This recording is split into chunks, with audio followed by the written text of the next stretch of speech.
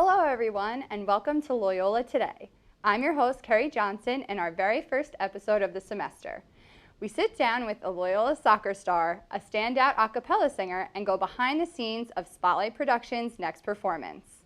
But we start by taking a look at this week's major event, Thanksgiving. Halloween candy is out and Christmas deals are in, but what about the holiday in between? Thanksgiving is often associated with food, traffic, and football. But how did those traditions come into being? I got some inside information about the holiday and its roots. After Halloween has passed and fall turns into winter, there's one thing on everyone's mind. Turkey. Turkey. Turkey. Turkey. Turkey. Turkey. Eating turkey and eating stuffing and watching football. Thanksgiving dates back to 1621 and was very different than what we celebrate today. I was able to talk to Dr. Mulcahy from Loyola's history department to find out what really happened when the Pilgrims first dined with the Native Americans. It's unlikely that they actually ate turkey. It's far more likely that they had a whole variety of fish, shellfish, eels, other things that they would have gotten in their kind of coastal location.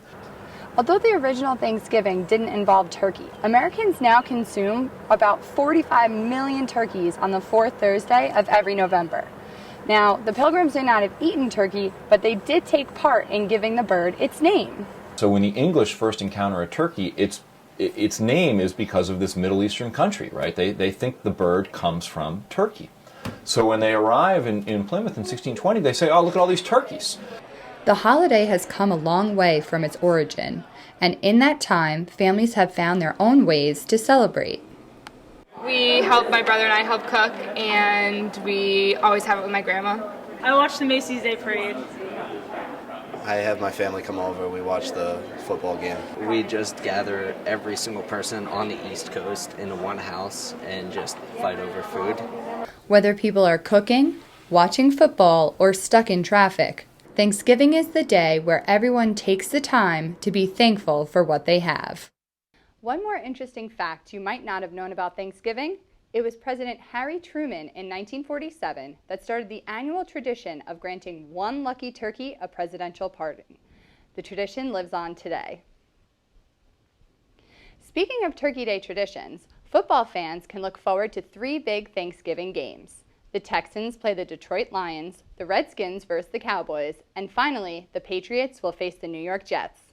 The NFL is quickly approaching playoffs, so this final month of games is crucial. The Atlanta Falcons are currently in first place, but Houston and the Ravens are not far behind in the rankings. While football is on most people's minds this week, Loyola's soccer team is riding high after a very successful season. To find out more about the team and its players, many of whom are from different countries, we sat down with soccer sensation Larry Njok to find out what brought him to Loyola. I'm Larry Njok. I'm 20 years old. I'm from Berlin, Germany, and moved here to Maryland to study. I'm a business major, and I currently live in Campion Towers with 5 other roommates. I think that everybody here is really open. Like they want to help you. They come to you. You don't really need to do something if you're new. And yeah, it's a really nice community. You feel like being in a family, and yeah, that's pretty nice. It's different than that. My team really helped me to get better and to improve.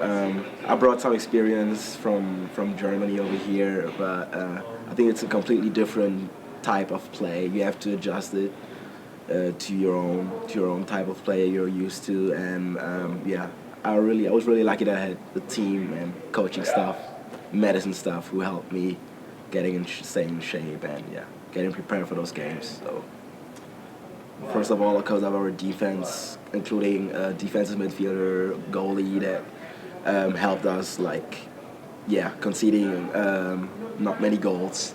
Then our midfield, because without our midfield I couldn't get any passes. I couldn't get into the situation to score goals. And yeah, then it's also because of the practice with our assistant coach, the finishing that you always want to score from any position, and I just try to do it in the game, and it's not easy if you have two parts where you have to like focus on 100%, and but how I already said, everybody's it's been really nice to me. Everybody helped me, all my coaches. If you need help from the professors, you can always contact them. It's been a great time so far. So I don't have so many problems. We wish Larry the best of luck in his future here at Loyola, both on and off the field. If sports aren't your thing this holiday season, why not take a trip to the theater? The Loyola Theater Company is preparing for its latest production. Our reporter Eric Weinstein has the details. Come this January, the Loyola Spotlight Players will be putting on a production of Death and the Maiden. We sat down with first-time director Claudio Silva and lead actress Anna de Blasio to talk about the upcoming play. The play is about justice in an unjust world, structural violence, and the lack of accountability. For Claudio, the Death and the Maiden has some personal significance. I'm Chilean myself. I was born in Chile. My dad lived through the dictatorship. He was 13 years old, I believe, in 1973. So my entire family has lived through this particular government. And you hear stories about disappearances and mass murder, and people still kind of whisper about it. The sole female part in the play was cast to Loyola sophomore Anna de Blasio. In the play, Anna portrays Paulina Salas, a political prisoner who was repeatedly raped by her captors and a particularly cruel doctor. She has been through such a terrible, traumatic experience, and for years, for over a decade, she's had to internalize everything.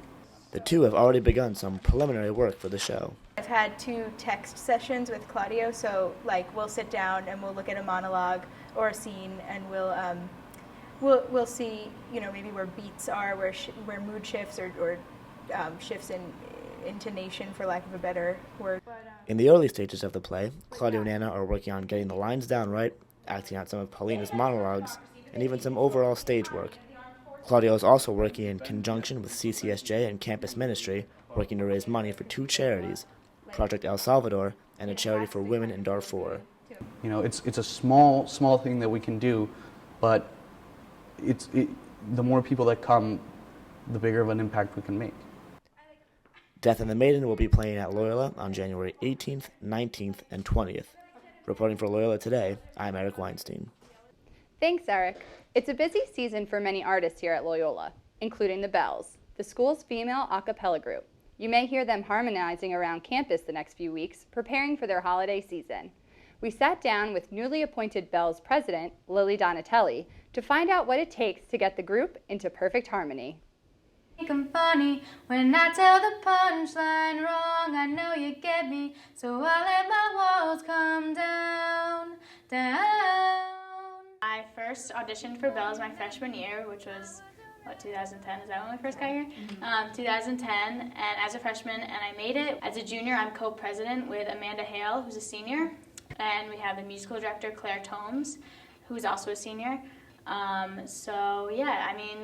It's really exciting being co-president because me and Amanda get to work well with each other, and we're very cooperative, and we pretty much just handle the overall big things of Bells, like budget and performing at different places and just things around campus, and then our overall big concert at the end of the semester, which is Chord Busters. Well, we practice 3 times a week. Usually on this semester, it's Sundays, Tuesdays, and Thursdays, and we practice 2 hours every time.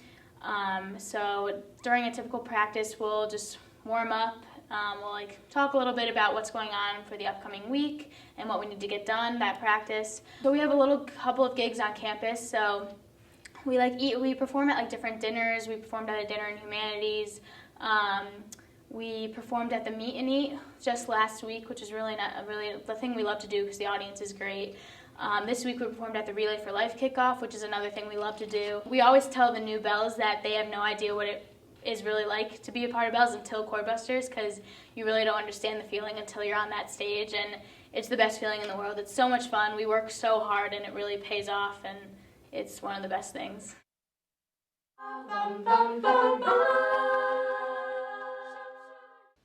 To hear the Bells' next live performance, be sure to get your tickets for Chord Busters on December 8th and 9th.